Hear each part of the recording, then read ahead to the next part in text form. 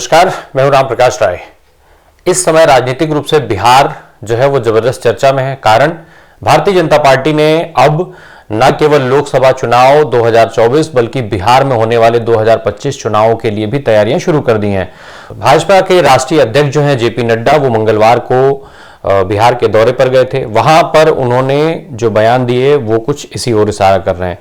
JP Nadda ने वहां मुजफ्फरपुर में एक जनसभा को संबोधित किया। जनसभा को संबोधित करने के दौरान उन्होंने नीतीश कुमार और उनकी सरकार पर कई हमले बोले। साथ ही साथ उन्होंने ये भी कह दिया कि नीतीश कुमार का जो भारतीय जनता पार्टी के साथ गठबंधन था उसको छोड़ना और फिर आरजेडी के साथ गठबंधन करना, ये जो है वो जनादेश के विपरीत है। जो जनादेश मिला था उसका उल्लंघन है, पूरी तरीके से उसका अपमान है। अब जब इस तरीके के बयान उन्होंने दिया, इसके साथ साथ उन्होंने लोगों से यह अपील भी कर दी कि आने वाले चुनाव में जेडीयू के अतिरिक्त जो है वो भारतीय जनता पार्टी को मजबूत जनादेश दें, मजबूत रूप से खड़ा करें, जिससे वो इंडिपेंडेंटली अकेले अपनी सरकार बिहार में बना सके, ताकि बिहार जो है वो आगे बढ़ सके, बिहार का विकास हो सके।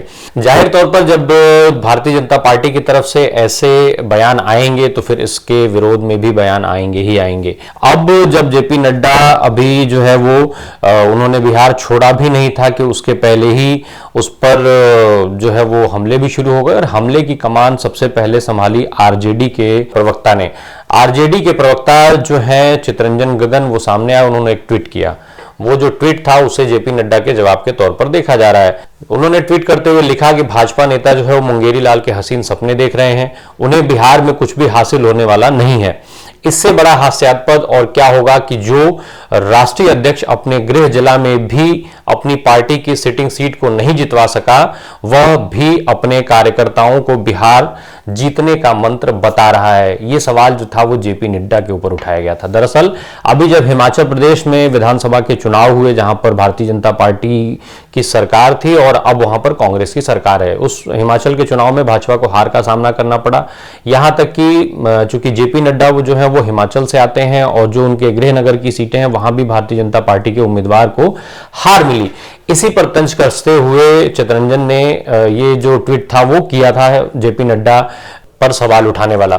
अब जेपी नड्डा पर ये जो सवाल है वो यहीं पर खत्म नहीं हुआ, क्योंकि बिहार में एक तरफ जो है जहां भारतीय जनता पार्टी से अभी गए साल जो है जेडीयू अलग होकर के और आरजेडी के साथ उसने गठबंधन किया है। अगस्त 2022 में भाजपा का साथ छोड़ करके जेडीयू ने जो है वो आरजेडी के साथ गठबंधन करके बिहार में सरकार बनाई थी।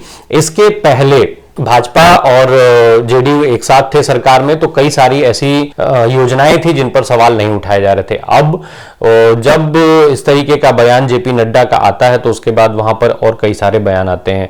वहां अब इस तरीके की इस चीज की चर्चा शुरू हो गई कि साल 2015 में जब चुनाव हुए थे विधानसभा के बिहार में, तो उस समय जेडीयू का गठबंधन जो है वो आरजेडी के साथ था।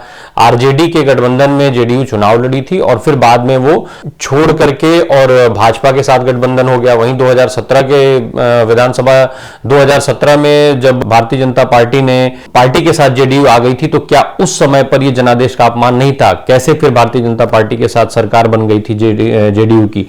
तो उस पर भी सवाल लोगों के द्वारा उठाए जा रहे हैं, तमाम विश्लेषकों और वरिष्ठ पत्रकारों के द्वारा वहां से सवाल निकल करके आ रहे हैं। इसके अलावा अब इन सारी परिस्थितियों के सारे सवालों और आरोपों के बीच अब एक बड़ा कदम जो है वो नीतीश कुमार ने उठाया है। नीतीश कुमार की जो है वो यात्रा शुरू हो गई है। इस समय चूंकि देश में यात्राओं का दौर है और कांग्रेस में राहुल गांधी के नेतृत्व में जो भारत जोड़ो यात्रा चल रही है उसके दूसरे चरण की शुरुआत हो चुकी है।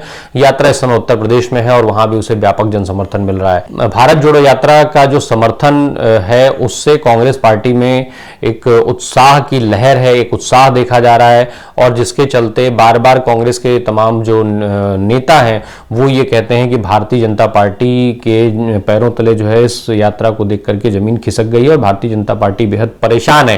खासतौर से उसको तब इस बात को और बल मिल गया था जब केंद्रीय स्वास्थ्य मंत्री मनसुख मंडाविया की तरफ से कोरोना को लेकर के, प्रोटोकॉल को लेकर के यात्रा रोके जाने के लिए चिट्ठी लिख दी गई थी राहुल गांधी और राजस्थान के मुख्यमंत्री अशोक गहलोत को, क्योंकि उस समय यात्रा जो है वो राजस्थान में चल रही थी। तो इसको पर जो है इस चिट्ठी ने कांग्रेस को और ज्यादा अवसर दे दिया था भारतीय जनता पार्टी पर हमलावर होने के लिए। बहरहाल अब नीतीश कुमार की जो है वो यात्रा शुरू हुई है, समाधान यात्रा इसको नाम दिया गया है। पश्चिमी चंपारण की से ये यात्रा जो है वो शुरू हुई। जो ये यात्रा है पश्चिमी चंपारण से ही महात्मा गांधी के सत्याग्रह की भी शुरुआत हुई थी, इसलिए इसका महत्व और ज्यादा बढ़ जाता है। माना जा रहा है कि नीतीश कुमार जो तमाम सरकारी योजनाएं हैं उनकी समीक्षा करने के लिए, लोगों से उसका फीडबैक लेने के लिए यात्रा पर निकले हैं। 4 जनवरी से शुरू होकर के यात्रा जो है वो 7 फरवरी तक चलनी है। इसके अलावा अभी बीते दिनों जो बिहार में बड़ी घटना हुई, शराब जो सारण में जहां पे शराब पीने से लोगों की मौत हुई थी, उसके बाद जो वहां पर राजनीतिक हलचल पैदा हुई थी, उसका समाधान भी ढूंढेंगे। ये माना जा रहा है कि नीतीश कुमार अपनी इस यात्रा में जो है महिलाओं से शराबबंदी को लेकर के फीडबैक लेंगे, क्योंकि एक तरफ भारतीय जनता पार्टी उनके ऊपर लगातार इस बात का दबाव बना रही है कि शराबबंदी का जो आदेश है उस पर उसकी समीक्षा की जाए। हालांकि नीतीश कुमार बार बार इस चीज को कहते हैं कि शराबबंदी सर्वसम्मति से हुई थी, सबकी सहमति मिलने के बाद ही बिहार में शराबबंदी कानून को लागू किया गया था। वहीं दूसरी तरफ जो आंकड़े हैं वो काफी डराने और चौंकाने वाले हैं। अब जो है शराब के कानून को तोड़ने के लिए अब तक करीब 6.5 लाख से ज्यादा मामले दर्ज हो चुके हैं। तो ये सारी चीजें हैं जिसमें ये माना जा रहा है कि इसका फीडबैक लेने के लिए नीतीश कुमार जो है वो यात्रा में उतरे हैं। वहीं बिहार में चूंकि अब कल से जो है 5 जनवरी से बिहार में भारत जोड़ो यात्रा भी कांग्रेस शुरू करने जा रही है। बांका से जो राष्ट्रीय अध्यक्ष हैं मल्लिकार्जुन खड़गे, वो इस यात्रा की शुरुआत करेंगे। इसके बाद फिर आगे जो है वो अखिलेश प्रसाद सिंह जो प्रदेश अध्यक्ष हैं कांग्रेस पार्टी के, वो इस यात्रा को आगे बढ़ाएंगे। तो एक तरफ इसके अलावा बिहार में पहले से एक यात्रा जो 3 महीने पहले से चल रही है वो है प्रशांत किशोर की जनसुराज यात्रा। तो अब बिहार में कई सारी यात्राएं एक साथ घूमती हुई दिखाई देंगी। एक तरफ प्रशांत किशोर होंगे, दूसरी तरफ नीतीश कुमार होंगे, एक तरफ कांग्रेस पार्टी की यात्रा चल रही होगी। तो कई यात्राओं का दौर बिहार में शुरू हो रहा है और ये सारी कवायदे जो हैं वो साल 2024 में लोकसभा चुनाव और 2025 में बिहार विधानसभा चुनाव के मद्देनजर देखी जा रही है, उनको वहां से जोड़ करके देखा जा रहा है। वहीं वहां पर जो आरजेडी इसकी स्थिति है, आरजेडी की तरफ से भी कई सारी दिक्कत, आरजेडी का जो राजनीति है वो इस समय फिलहाल जो है वो झगड़ों पर ही केंद्रित दिखाई दे रही है।